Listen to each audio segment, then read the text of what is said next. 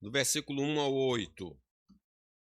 O tema total desse salmo é a preciosidade da palavra de Deus. Então, se a gente quer saber como a Bíblia é valorosa, precisamos ler todo esse salmo. Então, leamos os versículos de 1 a 8. Bem-aventurados os irrepreensíveis no seu caminho, que andam na lei do Senhor. Bem-aventurados que guardam as suas prescrições e o buscam de todo o coração. Não praticam iniquidade e andam nos seus caminhos. Tu ordenaste os teus mandamentos para que os cumpramos à risca. Tomara sejam firmes os meus passos para eu observe os teus preceitos. Então não terei do que me envergonhar quando considerar em todos os teus mandamentos. Render-te-ei graças com integridade de coração, quando tiver aprendido os teus retos juízos. Cumprirei os teus decretos, não me desampares jamais. Este é o maior salmo, 176 versículos. Ele é dividido em 22 partes. Cada parte dessa, com 8 versículos, fala de uma letra do alfabeto hebraico. Ele foi escrito como um acróstico do alfabeto hebraico, organizando-se em blocos de 8 versos para cada letra. Os 8 primeiros versículos correspondem à letra Aleph. Esse trecho destaca a relevância da santidade em nossa caminhada. Por meio dele, somos estimulados pelo Espírito Santo e pelas Escrituras a buscar esta consagração. Assim definimos como tema específico esses versículos, os benefícios em seguir a palavra de Deus. Então, vamos observar esse aspecto da preciosidade da palavra. Há benefícios em seguir a palavra do Senhor. Então, na primeira observação, nós percebemos que a presença da santidade gera felicidade. Felizes são os que não podem ser acusados de nada, que vivem de acordo com a lei de Deus. Tá, responda aí. Felizes os que guardam os mandamentos de Deus e lhes obedecem de todo o coração. Felizes os que não praticam o mal, os que andam nos caminhos de Deus. Então, a gente observa aqui que a verdadeira felicidade é fruto direto da santidade. A santidade não só nos dará acesso a Deus, que é evidência de salvação, mas de alegria, de contentamento. O salmista deixa isso claro logo nos 3 primeiros versículos. Ele chama de felizes aqueles que vivem de acordo com a lei do Senhor, guardam seus mandamentos de todo o coração e escolhem não praticar o mal, andando sempre nos caminhos de Deus. Por exemplo, o rei Davi, apesar de possuir vastos recursos financeiros, ele era rei, segurança, prestígio e fama, não conseguiu encontrar a verdadeira felicidade enquanto esteve no pecado. Ele tinha o que nós desejamos tanto ter, porque julgamos que assim nós seremos felizes, mas ele tinha e não estava feliz, pelo menos naquele momento. Ao transgredir os mandamentos de Deus, o assassinato e o adultério, ele foi privado da alegria genuína, como ele mesmo relata no Salmo 32, que nós podemos observar aí. Olha o que ele diz: enquanto não confessei o meu pecado, eu me cansava chorando o dia inteiro. De dia e de noite tu me castigaste, ó Deus, e as minhas forças se acabaram como o sereno que seca no calor do verão. Então eu te confessei o meu pecado e não escondi a minha maldade. Resolvi confessar tudo a ti, e tu perdoaste todos os meus pecados. Portanto, não é a nossa condição externa que determina a nossa felicidade, mas sim a nossa comunhão com Deus. Se estamos entristecendo o Espírito Santo e desobedecendo as palavras do Senhor, jamais gozaremos da verdadeira felicidade que provém da obediência a Deus. O Salmo 51, que é essa continuação da confissão de Davi, ele diz assim no Salmo 51, faze-me ouvir júbilo e alegria, para que exultem os ossos que esmagastes. Restitui-me a alegria da tua salvação e sustenta-me com espírito voluntário. Então faltava alegria com condições econômicas favoráveis. No Novo Testamento, vemos que o apóstolo Pedro experimentou a mesma tristeza profunda ao se desviar do caminho do Senhor, quando ele nega ao Senhor Jesus. Ao negar que conhecia a Cristo por 3 vezes no pátio do sumo sacerdote, o cantar do galo e o olhar de Jesus o confrontaram profundamente. No texto de Lucas, que culmina no Lucas 22, que culmina no 62, então diz assim, então Pedro, saindo dali, chorou amargamente, porque perdeu a comunhão com Deus por causa da desobediência. Mais uma prova de que está longe da santidade, está longe da verdadeira alegria. Se nós estamos tristes, não é por causa da conta bancária, é por causa da nossa comunhão com Deus. Irmãos, os banquetes mais desejáveis do mundo não podem trazer felicidade a um coração com a consciência culpada. Quem troca a vontade divina pela transgressão perde o direito de ser verdadeiramente feliz. Nós não estamos aqui focando a felicidade do ponto de vista mundano. Nós estamos falando a felicidade do ponto de vista da comunhão com Deus. Quando ofendemos ao Senhor, o medo do castigo bloqueia a nossa alegria espiritual. É por isso que muitas vezes a gente diz assim, não vou na igreja hoje, fiz alguma coisa errada, sabe que fez a coisa errada e aí não quer estar na presença de Deus. Adão fugiu, Adão se escondeu. É importante entender a diferença. Podemos enfrentar aflições externas, como os apóstolos, que foram açoitados, mas saíram felizes por sofrer pelo nome de Jesus. Que contradição! São 39 chicotadas, é algo que dói muito, fere, mas eles saíram alegres. Mas nunca teremos paz interior se andarmos em desobediência. Viver na contramão da vontade divina é o verdadeiro caminho para a infelicidade. Então nós precisamos colocar isso no coração. Nossa tristeza profunda procede de um alienamento, de um distanciamento do Senhor. Enquanto estivermos sujos espiritualmente, a felicidade fugirá de nós. Mas, se nos arrependermos e confessarmos os nossos pecados, a alegria inundará o nosso coração. Porque a nossa comunhão com Deus terá sido restaurada. Fica evidente, portanto, que a nossa felicidade não depende das circunstâncias, mas brota exclusivamente de um relacionamento santo com Deus no nosso viver diário.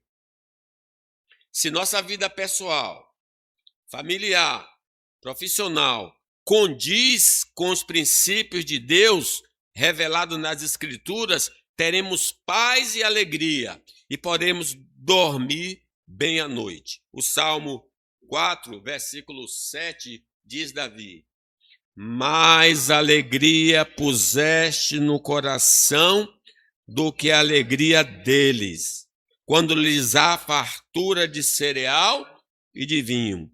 Em paz me deito e logo pego no sono, porque, Senhor, só tu me faz repousar. Não estamos falando aqui de alguém que está com algum drama de saúde e não consegue dormir. Não é isso. Quando a pessoa está em harmonia com Deus e não há problema de saúde, ela consegue dormir em paz, porque está em comunhão com Deus. A segunda afirmativa é que a santidade, o que é santidade? É viver conforme os mandamentos de Deus. Versículo 1, leiam comigo. Bem-aventurados os irrepreensíveis no seu caminho, que andam na lei do Senhor. Então, uma verdadeira santidade é a prática contínua dos mandamentos divinos e deve se manifestar visivelmente em todas as áreas da nossa vida. Não é só na igreja, também fora da igreja. Na esfera religiosa, isso se traduz em uma devoção sincera, livre de hipocrisia. Diante das autoridades, revela-se pelo respeito pela submissão civil. Na vida prática, a santidade exige honestidade nos negócios, pureza sexual na preservação do corpo, como templo do Espírito Santo, o compromisso inegociável com a verdade nas palavras e, acima de tudo, uma pureza interior que guarda o coração das intenções malignas. Então, quando se examine, não terás outros deuses diante de mim, não cobiçarás a casa do próximo, esses mandamentos em prática é que vão gerar felicidade no nosso coração. Viver assim é cumprir integralmente o que nos ensinam as Sagradas Escrituras. Então, a lei de Deus, que está resumida nos 10 mandamentos, é uma lei santa, pois procede de um Deus santo e aponta para um viver santo, como diz Romanos 7, 7. Ele falando sobre a lei. Que diremos, pois? É a lei pecado? De modo nenhum. Mas eu não teria conhecido o pecado senão por intermédio da lei. Pois não teria eu conhecido a cobiça se a lei não dissera, não cobiçarás. Por consequente, a lei é santa e o mandamento santo e justo e bom. No Antigo Testamento, os santos eram instruídos a guardar as leis civis, cerimoniais e morais como caminho de santidade para a nação de Israel. Já no Novo Testamento, a igreja se tornou internacional, composta por pessoas de todas as nações da terra. Por essa razão, as leis civis e cerimoniais daquela teocracia não se aplicam mais, mas os mandamentos morais permanecem universais para todos os crentes e encontram seu resumo no amor ao próximo. Quando Paulo tenta definir o amor ao próximo, o que é amor ao próximo, aí em Romanos 13, observe aí como ele relaciona a lei. A ninguém fiqueis devendo coisa alguma, exceto o amor com que vos ameis uns aos outros. Pois quem ama o próximo tem cumprido a lei. Pois isto, não adulterarás, não matarás, não furtarás, não cobiçarás, e se há qualquer outro mandamento, tudo nesta palavra se resume. Amarás o teu próximo como a ti mesmo. O amor não pratica mal contra o próximo, de sorte que o cumprimento da lei é o amor. Glória a Deus. A nossa obediência, então, à lei moral, evidencia a nossa santidade. Essa santidade, por sua vez, confirma que veremos a Deus, porque sem santificação ninguém verá a Deus. E demonstra que fomos escolhidos pelo Pai, salvos por Cristo, além de habitados e habilitados pelo Espírito Santo. Quantas evidências se mostram quando nós guardamos a lei? diz o profeta Ezequiel: porei dentre vós o meu espírito, e farei que andeis nos meus estatutos, guardeis os meus juízos e os observei. Então não é simplesmente falar em línguas, que é um dom espiritual, que não se sabe se tem uso hoje, nos dias atuais. Mas o Espírito Santo está em nós para que a gente ande no caminho do Senhor.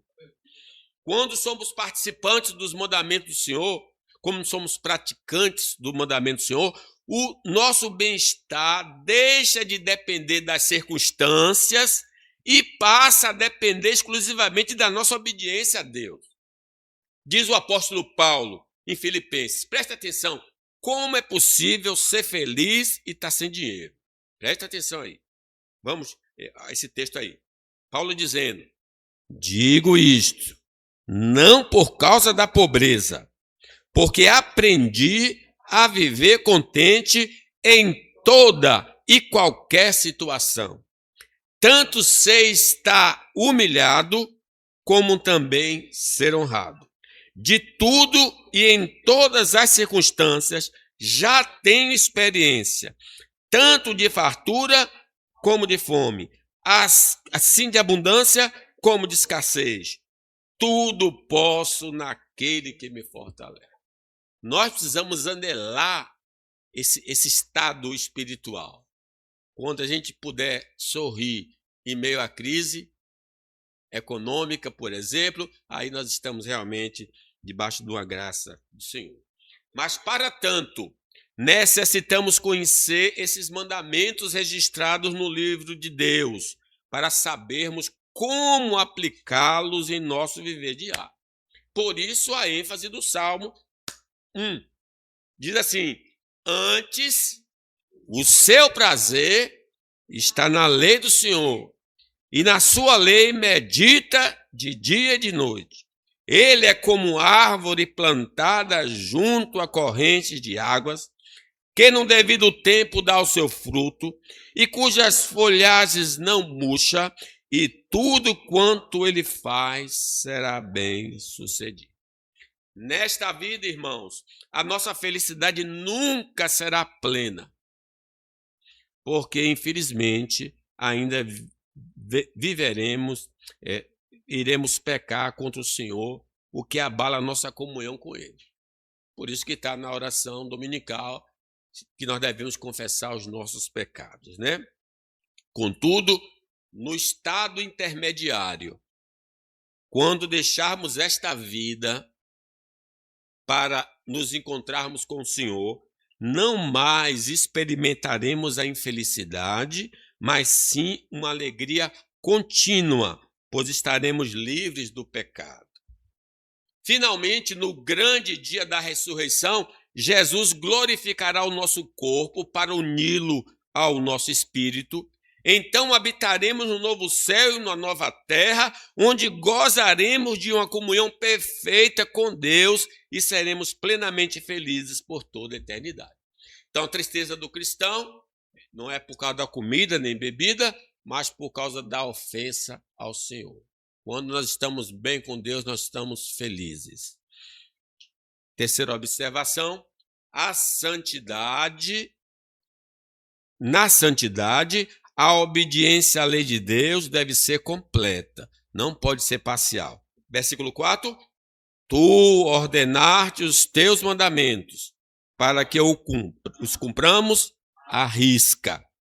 Na verdadeira santidade, a obediência aos mandamentos precisa ser total e sem reservas. O salmista nos lembra de que as ordens do Senhor não são sugestões opcionais. Tu ordenastes os teus mandamentos para que os cumpramos à risca. Cumprir à risca significa obedecer com zelo, diligência e por inteiro.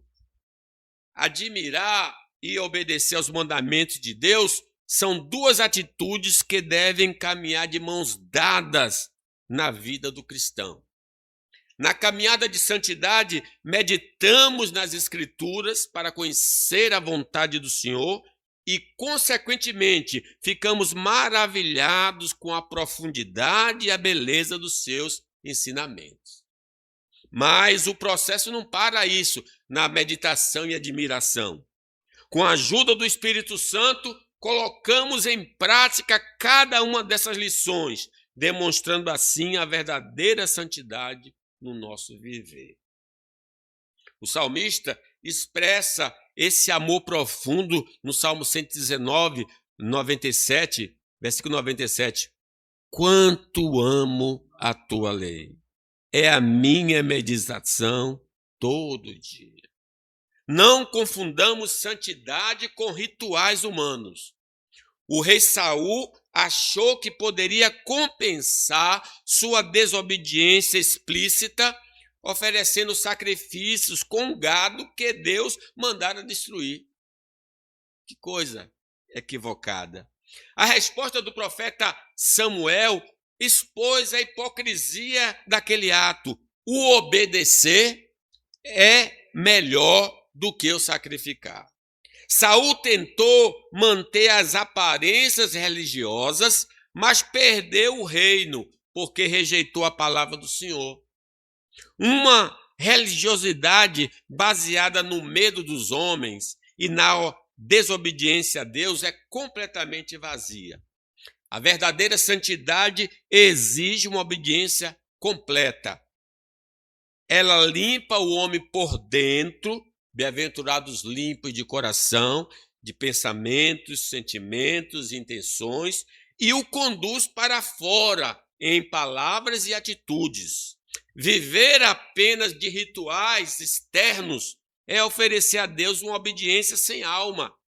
Viver apenas de teorias internas é cair em uma contemplação sem efeito prático. Não sejais ouvintes da palavra, e sim praticantes. É a verdadeira religião. Deus busca pessoas com o coração alinhado ao dele, dispostas a cumprir toda a sua vontade.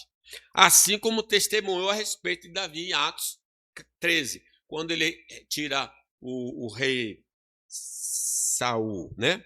E tendo tirado a este, o rei Saul, levantou-lhes o rei Davi, do qual também, dando testemunho, disse: achei Davi, filho de Jessé, homem segundo o meu coração, que fará toda a minha vontade. Diante da exigência de uma obediência integral, não há razão para desespero. Pastor, então como é que eu vou obedecer a palavra de Deus? A graça de Deus, irmãos, já operou em nós uma nova natureza que tem prazer nos mandamentos do Senhor. Nós recebemos um novo coração. Mais do que isso, o Espírito Santo, o outro Consolador, enviado por Cristo, habita em nós para inflamar o nosso coração e nos revestir de poder.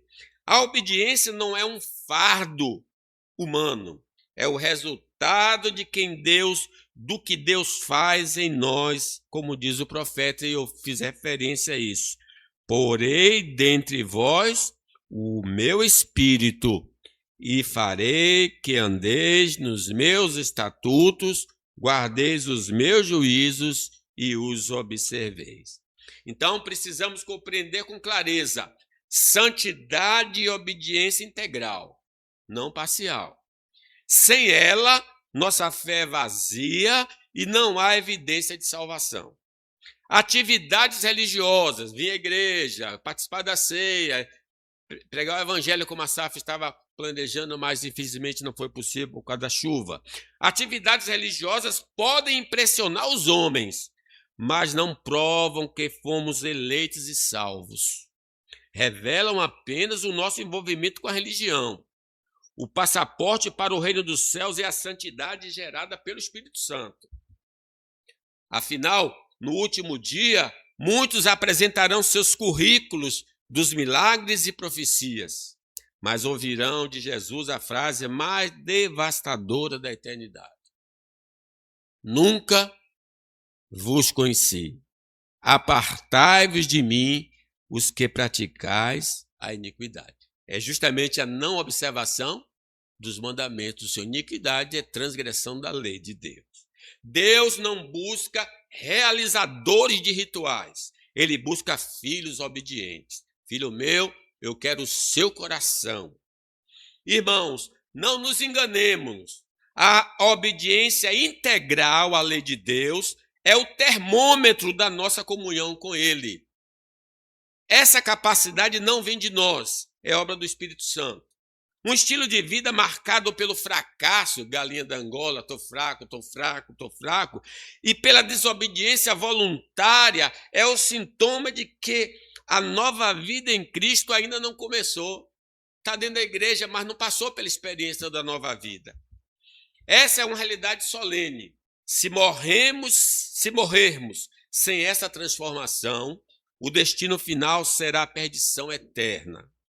Como diz João, aquele que afirma conhecer a Deus, mas não guarda os seus mandamentos, é chamado pela própria Escritura de mentiroso. A verdadeira fé santifica a vida. Diante do perigo da falsa religião, a nossa única segurança é examinar e permanecer nas Sagradas Escrituras. Nelas encontramos a revelação da salvação em Cristo e o manual prático para glorificar a Deus no dia a dia. Como Paulo instruiu Timóteo, a palavra inspirada pelo Senhor tem o poder de nos repreender, corrigir e educar na justiça.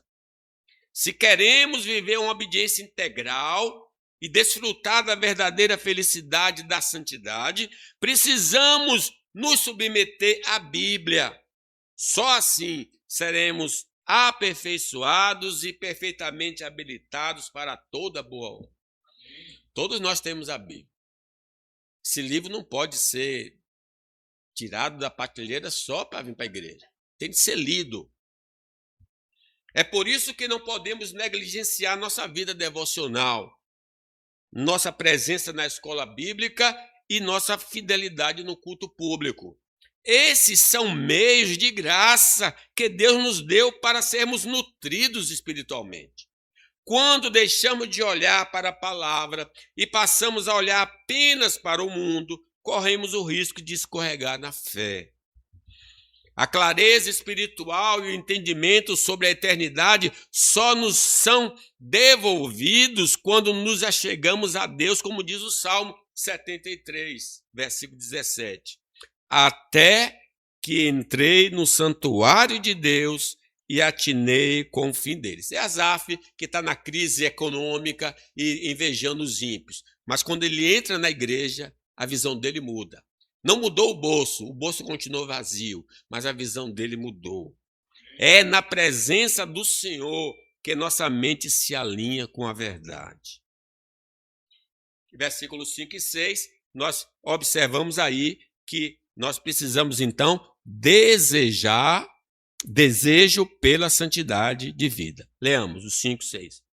Tomara firmes os meus passos, para que eu observe os teus preceitos.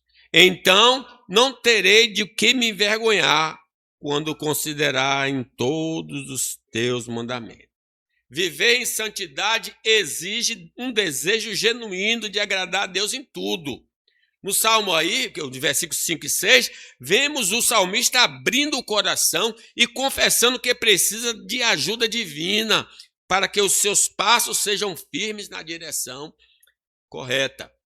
O resultado de viver debaixo da direção da palavra é a liberdade de olhar para os mandamentos do Senhor sem peso na consciência e sem ter do que se envergonhar. A santidade nos traz paz interior e firmeza para caminhar. Isso é gostoso, né? Nós precisamos desejar isso. Um desejo sincero por santidade só nasce em um coração que foi convertido pelo Senhor. Quando experimentamos o novo nascimento através da água e do Espírito, nossa alma ganha uma nova fome, o anelo pela pureza. Tornamo-nos como bebês espirituais, diz o apóstolo Pedro. Devemos desejar ardentemente o genuíno leite da palavra, pois é através dessa nutrição diária que recebemos o crescimento necessário para a caminhada da salvação. Quem nasceu de Deus tem fome de Deus. Sei que aqui os irmãos são bons de comida. Aqui nunca sobra comida. Que seja assim com a palavra de Deus também. Coma esse livro, coma, não se canse de comer o livro. Só o Espírito Santo nos habilita a viver os mandamentos de Deus. Ele passa a morar em nós quando nos convertemos. Mas a manutenção do seu agir em nossa vida exige zelo. Precisamos fugir do pecado para não entristecer o Espírito, nem apagar sua voz em nós. Em Atos 1:8, Jesus diz: recebereis poder ao descer sobre vós o Espírito Santo. Esse poder não serve apenas para fazer milagres, mas para nos dar força necessária para vencer a tentação e sermos testemunhas vivas de santidade onde quer que for. Então precisamos da comunhão com o Espírito Santo. Viver debaixo da direção do Espírito Santo, andai no Espírito e jamais satisfareis o desejo da carne, nos blinda contra a vergonha. Quando andamos em obediência aos mandamentos do Senhor, não precisamos temer o julgamento dos homens e nem o juízo divino na eternidade. Samuel, o que é que ele disse? Se vocês sabem algum pecado que eu cometi, acuse diante do rei, diante do Senhor. O pessoal ficou, ninguém podia acusá-lo, porque ele era inocente. Não que ele não fosse pecador, mas ele procurava andar no caminho de Deus, né? O Salmo 117:6 aponta para essa liberdade. Então não terei do que me envergonhar quando considerar em todos os teus caminhos. A verdadeira santidade afasta o medo e enche o nosso coração de paz. Entendamos uma coisa: o sucesso na vida cristã depende de nossa comunhão com Deus e não do nosso esforço próprio. Se tentarmos andar em santidade confiando em nossos músculos espirituais ou na força de vontade, vamos quebrar a cara. Deuteronômio 8, não está escrito aí? Deus avisa ao povo para não dizer que a força do seu próprio braço conquistou as coisas. E Paulo coroa essa verdade em Filipenses 2:13, ao mostrar que até a nossa vontade de acertar e a nossa capacidade de obedecer são presentes operados por Deus em nós. Toda a glória da nossa santidade pertence a Deus. Ele é que opera em vós tanto o querer quanto o realizar. Nunca nos esqueçamos disso. Para que a santidade de Jesus apareça nas nossas ações diárias, precisamos estar colados nele.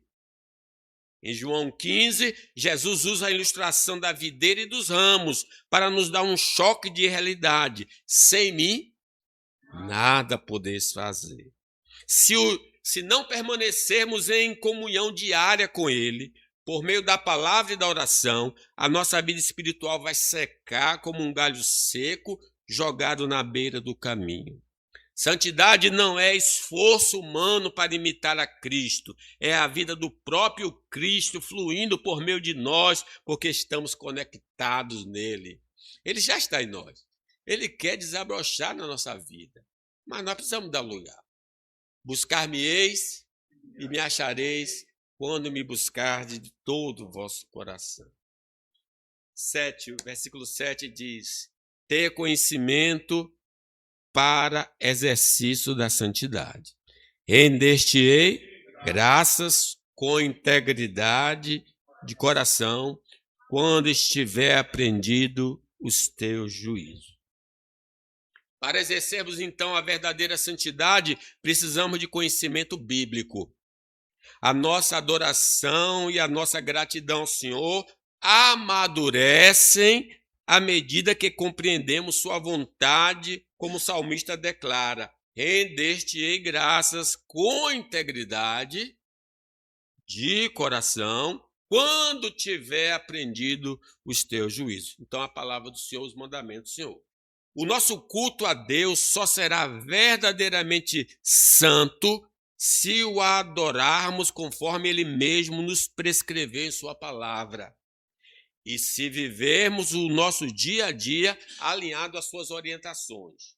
Contudo, para que possamos ser ensinados por ele e desfrutar dessa realidade, necessitamos examinar diariamente o livro de Deus. Se não conhecermos as Escrituras, não saberemos como dar graças corretamente. Sem a palavra, o nosso louvor, as nossas confissões e a entrega dos dízimos e ofertas correm o risco de se tornarem rituais vazios, feitos de qualquer maneira, sem o entendimento e a reverência que o Senhor exige. Percebam aí em Gênesis 4, em um culto. Abel, por sua vez, trouxe das primícias do seu rebanho e da gordura deste. O Senhor se agradou de Abel e de sua oferta, mas de Caim e de sua oferta não se agradou. Caim ficou muito irritado e fechou a cara. Nós sabemos, pelas Escrituras, que o relacionamento genuíno com Deus por meio de Cristo é essencial para a nossa adoração lhe ser agradável. Ninguém pode se aproximar de Deus se não estiver em Cristo.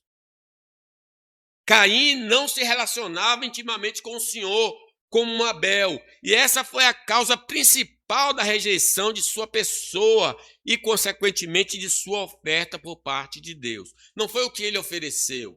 As pessoas gostam de dizer que Caim ofereceu sangue, ou Abel, e Caim ofereceu o melhor da terra.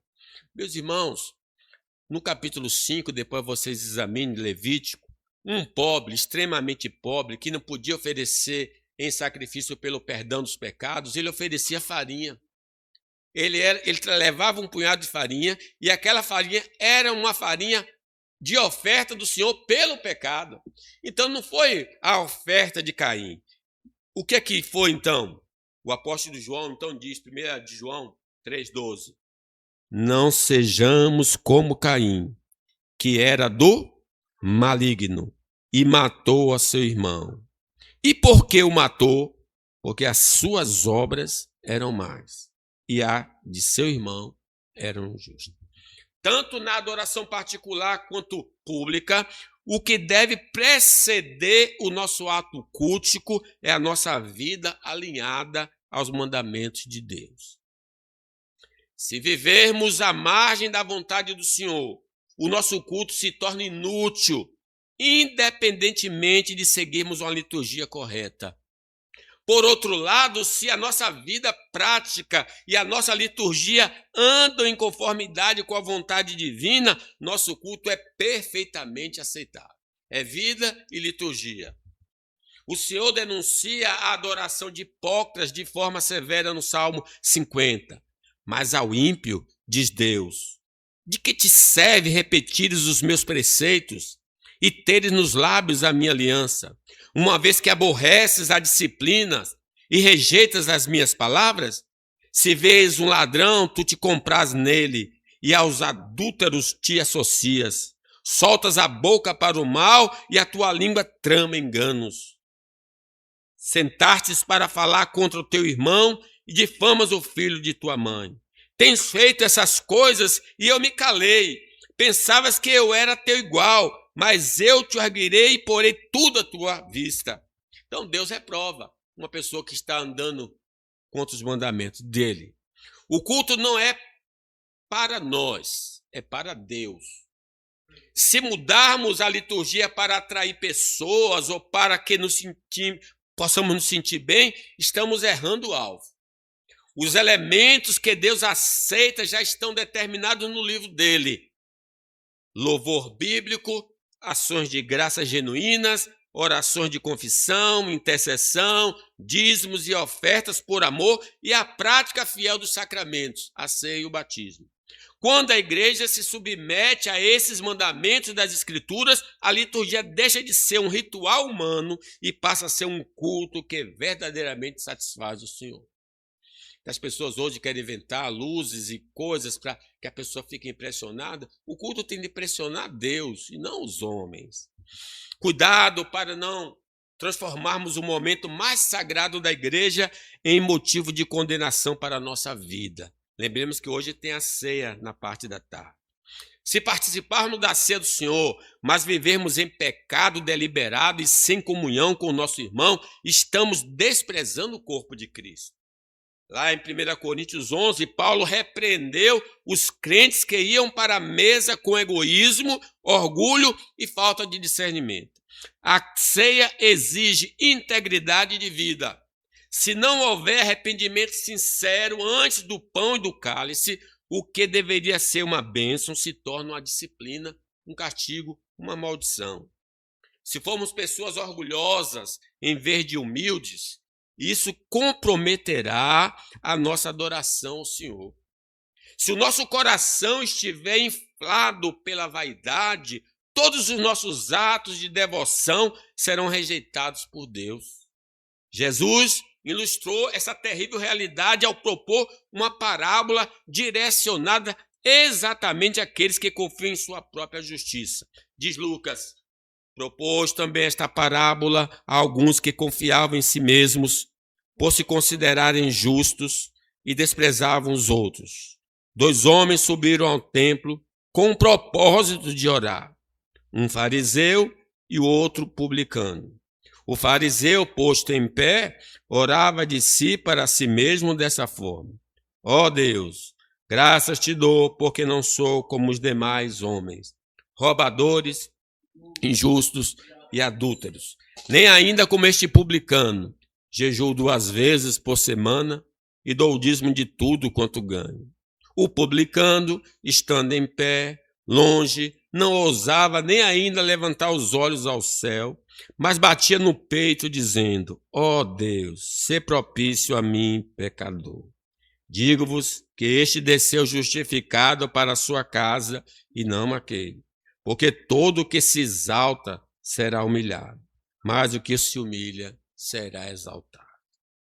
Em resumo, precisamos compreender que as Escrituras são o guia absoluto para a nossa devoção. É na palavra de Deus que encontramos o que pode ser feito no culto a Ele. Ele mesmo prescreveu a liturgia que o agrada. É na palavra que descobrimos quem está qualificado para adorá-lo. O homem regenerado que anda em humildade e obediência diária. E é também na palavra que encontramos com clareza os grandes benefícios de adorar corretamente ao Senhor, bem como as solenes advertências e o castigo decorrentes de um culto hipócrita e desagradável aos seus olhos. Último lugar para concluir. Mas está sendo ali 10:20. Não passei ainda do horário, não. A santidade de vida conserva a presença divina conosco. Leamos 8. Senhor, obedecerei às suas ordens escritas. Por favor, nunca me abandone. A santidade de vida é o que conserva a presença de Deus bem perto de nós. O Senhor disse: não vou com vocês enquanto vocês não tirarem o pecador que cometeu a transgressão, no caso de Acais, lembra? O pecado e a hipocrisia entristecem o Espírito Santo e quebram a nossa comunhão com o céu. O salmista assume um compromisso radical e faz um apelo desesperado: Senhor, obedecerei às tuas ordens escritas. Por favor, não me abandone. Que este seja o nosso clamor diário. Que o nosso desejo de obedecer seja motivado pelo medo de perder a intimidade com o nosso Salvador. Não nos enganemos com o sucesso financeiro, com as conquistas terrenas ou com o fato de estarmos recebendo muitas bênçãos desta vida. Deus não chancela a desobediência. Se estivermos desprezando a palavra dele e guardando o pecado debaixo da sua bagagem, no secreto, a presença de Deus não estará conosco. Deus nos conhece. O nosso deitar e o nosso levantar. Na história de Acã, desculpe que ele disse Acás, não foi? O Senhor mandou Josué se levantar do chão e avisou: Se o povo não tirasse a coisa condenada do meio deles, eles não caminhariam mais com Israel. Limpemos a nossa vida, confessemos o pecado oculto e priorizemos a santidade, porque ter o bolso cheio e a alma vazia da presença de Deus é a maior de todas as derrotas. Vamos escolher o nosso Deus. Por outro lado, podemos estar enfrentando a pior crise na vida hoje. Desemprego, doença, escassez, mas entendamos uma coisa, se estamos andando em obediência à palavra de Deus, o Senhor está conosco nesse barco. Eu estou convosco todos os dias até a consumação do século. Em Atos 27, Paulo estava no meio de um naufrágio terrível, mas ele pôde se levantar com autoridade e trazer um bom ânimo, porque o Senhor, de quem ele era e a quem ele servia, tinha enviado o seu anjo para visitá-lo na tempestade. A presença de Deus não depende da calmaria ao seu redor. Ela depende da fidelidade no nosso coração. Se formos obedientes, o navio pode estar quebrado, mas Deus guardará a nossa vida e cumprirá as suas promessas.